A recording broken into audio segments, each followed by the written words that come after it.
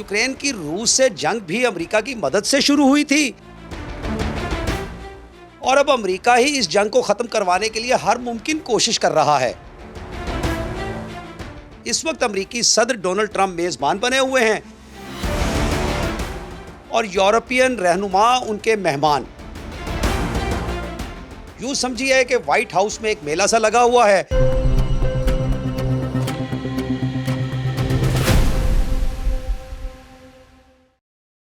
अस्सलाम वालेकुम, मैं हूं सजाद शफीक भट्ट और मेरे साथ मौजूद हैं सकलैन इमाम। नाज़रीन, जानिसार अख्तर का शेर है, गरीब जान के हमको न तुम मिटा देना,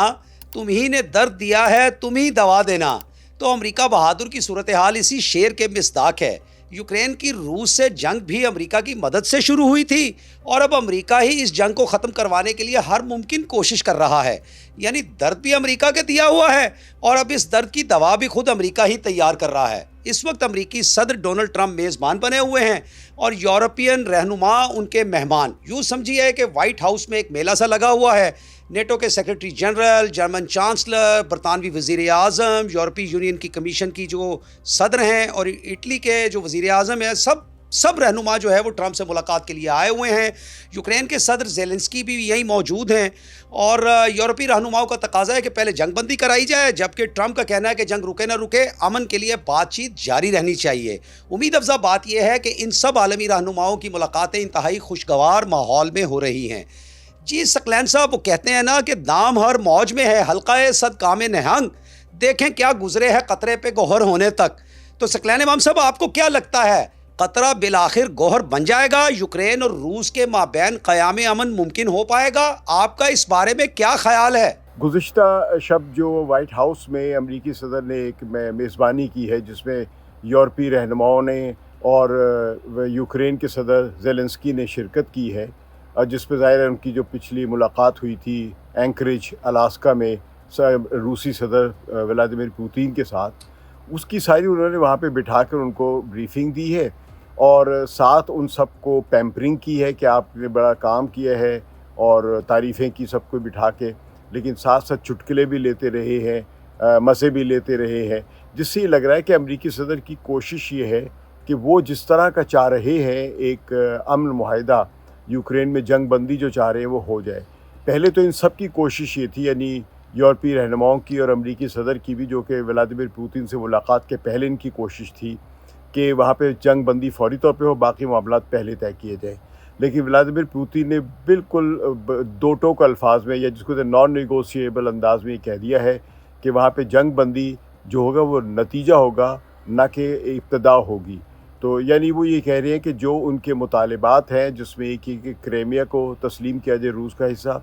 और लुहांस्क और दोनबास जो हैं इनको तस्लीम किया जाए रूस का हिस्सा, क्योंकि इन इलाक़ों में रूसी ज़ुबान बोलने वाली आबादी है और वे समझते हैं कि रूस का ही हिस्सा होना चाहिए। यूरोपीय रहनुमाओं को ये बड़ा वाज़ेह तौर पे ख़दशा नज़र आ रहा है कि अगर रूस से जंगबंदी ना कराई गई इस वक्त, तो रूसी फ़ौजें जो है वो मज़ीद दोनबास और लुहांस्क के इलाक़ों पर कब्ज़ा कर सकती हैं। रूस मांग तो रहा है ये पूरे इलाके, लेकिन इसके समझे 70-80% इलाके पर कब्ज़ा है, बाकी इलाक़ों पर अभी कब्ज़ा नहीं है। तो ये कब्ज़ा करना को एक लेजिटिमेसी के साथ के बगैर जंग लड़े ही मिल जाए, तो इसके लिए यूरोपीय यूनियन भी तैयार नहीं है और ज़ेलेंस्की बिल्कुल तैयार नहीं है, क्योंकि ज़ेलेंस्की अगर ये मुआहदा कर लेते हैं तो उनके लिए सदर रहना मुश्किल हो जाएगा। तो ये एक ऐसी यानी ज़ीरो सम गेम है, यानी अगर एक रूस को कामयाबी होती है तो यूरोपीय यूनियन को नाकामी होती है, और अगर यूरोपीय यूनियन को कामयाबी होती है रूस की नाकामी होती है। तो ऐसे ज़ीरो सम गेम में मुआहदा कराना कोई आसान काम नहीं होता है। तो नतीजा ये है कि डोनाल्ड ट्रंप अपनी तरफ से कोशिश कर रहे हैं कि सबको मुतमईन करें। आप देखते हैं कि ये सबके इत्मीनान में एक ही चीज़ जो डिसाइसिव होगी, यानी फ़ैसला कुन जो किरदार अदा करेगी, वो ये है कि रूस मज़ीद कितने इलाक़ों में इन चंद दिनों में पेशरफ्त करता है। तो अमरीकी सदर अब असल में अपना एक क्रेडिट लेना चाह रहे हैं कि मैंने जंग बंद कराई है।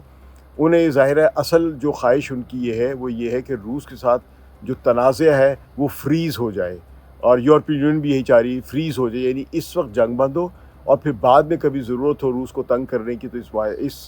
कज़िए को या इस तनाज़े को दोबारा से इस्तेमाल किया जा सके। जबकि रूस ये नहीं चाह रहा, रूस चाह रहा है کہ اس جنگ کے دوران اس کو فیصلہ کن کامیابیاں حاصل ہو چکی ہیں، لہٰذا ان کامیابیوں کو وہ ایک مستقل یعنی قانونی حیثیت لیجیٹیمیسی والی پوزیشن ان کو دلوا دیں۔ اچھا شاہ جی، یہ ایک چیز بتائیں کہ پچھلی دفعہ جب ٹرمپ نے بلایا تھا زیلنسکی کو وائٹ ہاؤس میں تو بڑی تھپی تھی اس کو، اور اچھا خاصا جس کو کہتے ہیں نا ذلیل و رسوا کرنا، یہ صورتحال تھی۔ اس دفعہ تو یہ دونوں بڑے کہے لگاتے ہوئے دکھائی دیے۔ ایک تو تھوڑا سا اس بات کو ایڈریس کریں کہ یہ جو رویے کی تبدیلی ہے یہ کس چیز کی نشاندہی کرتی ہے، اور دوسری جانب یہ بتائیں کہ یہ ایسا نہیں ہے کہ جب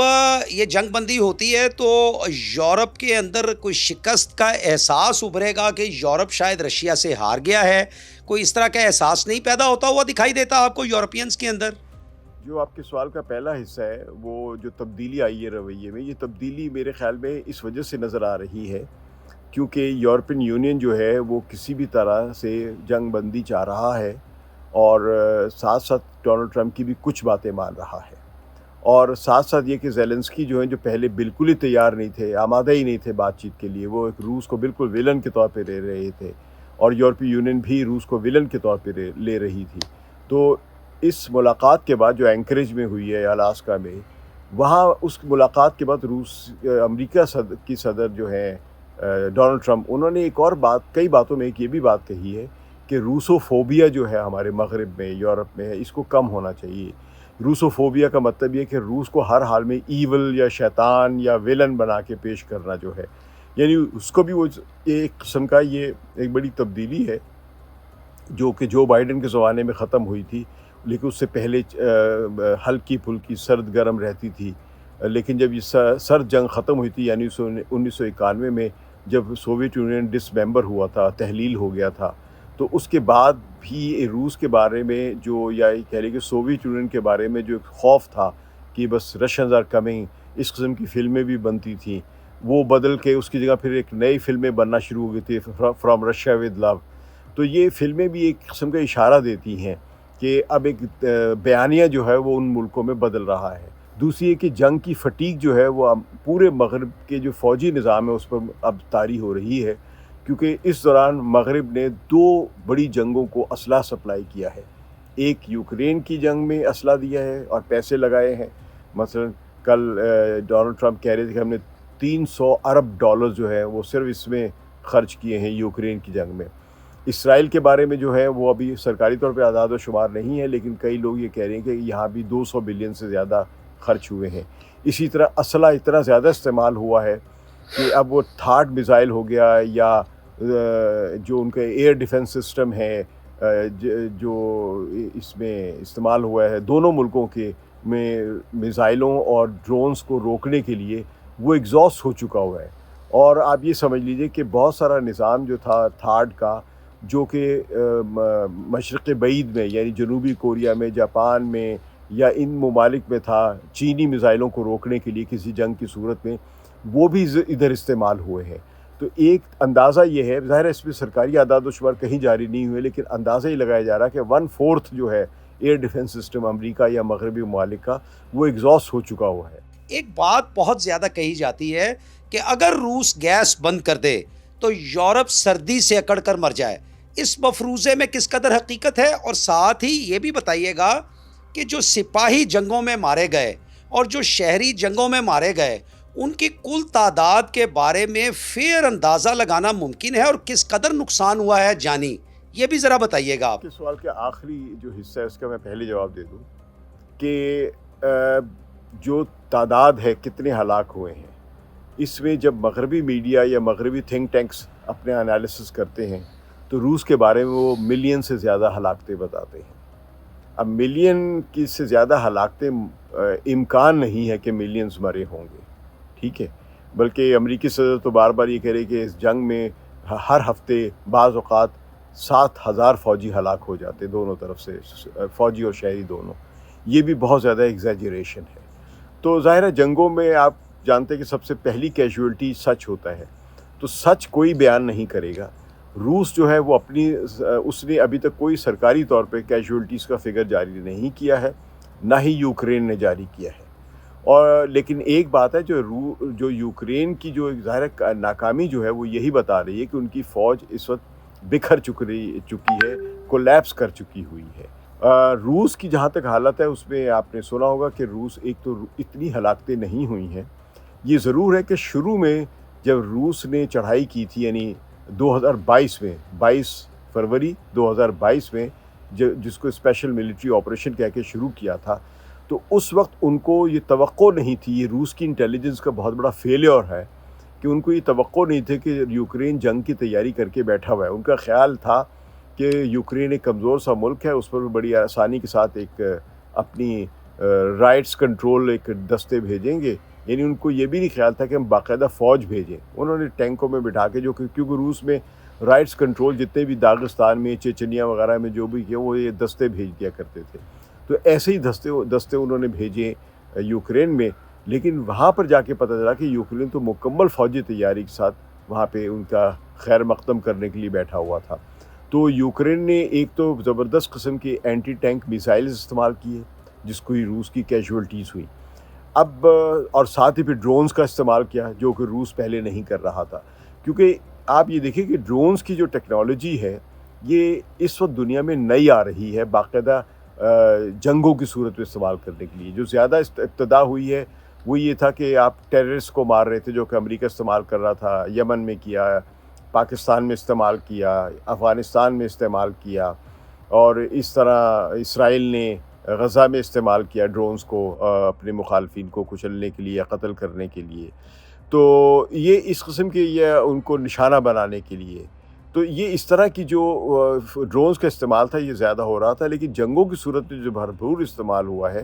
وہ ایک آذربائیجان اور آرمینیا میں ہوا ہے، یہ ایک نئی ٹیکنالوجی کے طور پہ، جس کے لیے آرمینیا بالکل تیار نہیں تھا، لیکن آذربائیجان کو ترکی نے سپلائی کی یہ ڈرونز، تو اس کے نتیجے میں آرمینیا کی فوج بڑی اس کو نقصان پہنچا۔ تو یہی جو ٹیکنالوجی یا میتھڈ آف وار جو ہے ڈرونز کا، یہ یوکرین نے استعمال کیا روس کے ٹینکوں کے خلاف اور روس کے فوجی دستوں کے خلاف۔ صحیح ہے، اس کا مطلب یہ ہے کہ بنیادی طور پہ اس میں جیت روس کی ہوئی ہے۔ اچھا شاہ جی، یہ ڈونلڈ ٹرمپ نے جو ہے نا وہ پھر ایک اور دعویٰ کیا ہے یہ اسی ساری صورتحال کے دوران کہ میں نے 6 ماہ میں 6 جنگوں کا تصفیہ کرایا ہے، اور جس میں سے ایک ایٹمی جنگ بن سکتی تھی، اور میں نے 6 ماہ میں 6 جنگوں کا تصفیہ کرایا ہے۔ تو یہ بڑا بوسٹ بہت کرتے ہیں یہ جو پریزیڈنٹ کم نظر آتے ہیں، اور یہ کوئی کامیڈین کا کردار ذرا زیادہ ادا کرتے ہیں، تو یہ دنیا بھی بڑا اس سے لطف اندوز ہوتی ہے۔ تو یہ ویسے یہ ذمہ دار رویہ ہے یا کیا، مطلب ان کا ایک سٹائل ہے یہ، کیا آپ اس کے اوپر کیا تبصرہ کریں گے؟ ڈپلومیسی میں یا سیاست میں پبلسٹی بہت ضروری ہوتی ہے، بلکہ سیاسی جماعتوں کا وجود ہی پروپیگنڈے کی بنیاد پر ہوتا ہے۔ اگر آپ پروپیگنڈے کی تاریخ پڑھیں تو پروپیگنڈے کی تاریخ یہ ایک سمجھے کہ نیفیو تھا فرائڈ کا، اس نے کتاب لکھی تھی سب سے پہلی جس کا نام ہی پروپیگنڈا ہے۔ تو اس نے کہا تھا کہ سیاسی جماعتوں کے لیے، بعد میں اسی ٹیکنیک کو سیلز مین شپ کے لیے بھی استعمال کیا گیا، جس کو ہم ایڈورٹیزمنٹس کہتے ہیں۔ تو وہ فلسفہ یہی تھا کہ آپ ایک کلیکٹیو میسج دیتے ہیں جس پہ اپنے آپ کو بوسٹ کرتے ہیں۔ تو یہ طریقہ آج بھی استعمال ہو رہا ہے اور آئندہ بھی شاید ہوتا رہے گا، کیونکہ یہ اس نے ایک گروپس کو ایک پروجیکٹ کرنے کے لیے، عوام کے گروپ کو انگیج کرنے کے لیے استعمال کرتے ہیں، اور لوگوں کو بتاتے ہیں کہ ہم بہت کام کر رہے ہیں۔ ایک تھوڑا سا کوئک کامنٹ کر دیجئے، یہ ابھی ہمارے خطے کے اندر جو بڑی ایک اہم ڈیولپمنٹ ہوئی ہے، چین کے وزیر خارجہ ہندوستان آئے ہوئے ہیں، تو کیا آپ کو لگتا ہے کہ کچھ ہو جائے گا چین اور انڈیا کے درمیان، یا یہ صرف کانفیڈنس بلڈنگ معیار کی بس ایک کوشش ہے؟ چین اور انڈیا نے ایک اپنے درمیان ایک یہ سمجھیے کہ ایک رابطوں کا سلسلہ رکھا ہوا ہے۔ اب آپ ظاہر ہے چین اور انڈیا کے درمیان جو سرحدی تنازع ہے یہ بہت پرانا ہے، سمجھے اس پر ایک جنگ بھی ہو چکی ہے 1962 میں، اس کے بعد یہ کبھی سرد ہو جاتا ہے یہ موضوع، کبھی پھر یہ ہاٹ ہو جاتا ہے، یعنی اس پر کوئی تنازع میں گرمی آ جائے، گرم جوشی ہو جاتی ہے، کبھی یہ سردی میں فریزر میں چلا جاتا ہے۔ تو یہ اس کے لیے ان دونوں نے اپنے میں ایک سالانہ ریویو کا ایک سلسلہ رکھا ہوا ہے کہ یہ اس سرحد کے معاملے میں جو بھی تنازعات ہوتے ہیں ان کو ڈی ایسکیلیٹ کرنے کے لیے کوشش کریں۔ تو بظاہر تو یہ ایک رسمی سا تعلق ہے، لیکن آج کے دور میں یعنی جب روس کی وجہ سے چین یا انڈیا پر امریکہ نے پابندیاں لگائی ہیں، چین پر بھی امریکہ نے ٹیرفس کی پابندیاں لگائی ہیں، تو اس کے نتیجے میں اب یہ ممالک جو ہیں جو کہ پہلے بھی قریب ہیں، ایک دوسرے کے ساتھ معاہدے بھی ہیں، ان کے SCO کا معاہدہ ہے، برکس کا ایک سمجھے اقتصادی کوآپریشن کا گروپ ہے، تو اس گروپ کی وجہ سے اور SCO کی وجہ سے ایک تعاون کا سلسلہ پرانا چل رہا ہے ان کا۔ جی بہت شکریہ ثقلین امام صاحب۔ ناظرین، عاشقی صبر طلب اور تمنا بےتاب، دل کا کیا رنگ کروں خون جگر ہونے تک، خدا کرے کہ دنیا کے اندر امن قائم ہو، امن پیدا ہو، اور جیسے کہ آپ نے ثقلین صاحب کو سنا کہ آنے والے دنوں میں یہ امید ہے کہ روس اور یوکرین کے درمیان جو لڑائی ہے اب وہ تھمتی ہوئی دکھائی دیتی ہے۔ اس وقت لڑائی رکے گی نہیں، قیدیوں کے تبادلے ہوں گے، لیکن یہ ہے کہ رفتہ رفتہ یہ صورتحال جو ہے وہ نارملائز ہوتی ہوئی دکھائی دیتی ہے۔ دوسری جانب یہ جو صورتحال ہے کہ چین کے وزیر خارجہ انڈیا میں آئے ہوئے ہیں، جیسے کہ ثقلین صاحب نے بھی کہا، تو ہمیں اس بارے میں بہت زیادہ خائف ہونے کی ضرورت نہیں ہے۔ دنیا جو ہے وہ اب اس میں سفارتی صورتحال تھوڑی سی تبدیل ہو چکی ہے، اور تجارت جو ہے وہ ایک مرکزی پہلو اختیار کر چکی ہے، تو اس میں ہمارے لیے بھی مواقع ہو سکتے ہیں، اور امن کو ایک موقع دیا جانا چاہیے دنیا کے اندر۔ اور بہت لڑائیاں ہو چکی اور اس کے اندر بہت نقصانات ہو چکے، دنیا کے اندر انسانوں کا بہت خون بہہ چکا۔ آخر یہ خون کب تک بہے گا؟ دنیا کو مشترکہ طور پر ترقی کرنی چاہیے۔ یہ زمین جو پلانٹ ارتھ ہے، یہ بنی نوع انسان کا ایک مشترکہ اثاثہ ہے، اس کو آباد ہونا چاہیے، اس کو برباد نہیں ہونا چاہیے۔ تو قائدین کو، جو دنیا کے سب بڑے قائدین ہیں، ان کو سوچنا چاہیے کہ دنیا کے اندر امن کیسے ہو سکتا ہے، ویلفیئر کیسے ہو سکتی ہے، ایجوکیشن کیسے ہو سکتی ہے، ان چیزوں کے اوپر فوکس کرنا چاہیے۔ تو اسی کے ساتھ ہمیں اجازت دیجیے، پھر ملاقات ہوگی۔ بہت شکریہ آپ کا، اپنے رد عمل سے ہمیں ضرور آگاہ کیجیے گا، کامنٹ سیکشن میں اپنے کامنٹ ضرور لکھا کریں، اس سے ہمیں بہت رہنمائی ملتی ہے۔ ابھی اجازت دیجیے، بشرط زندگی پھر ملاقات ہوگی۔ اللہ حافظ۔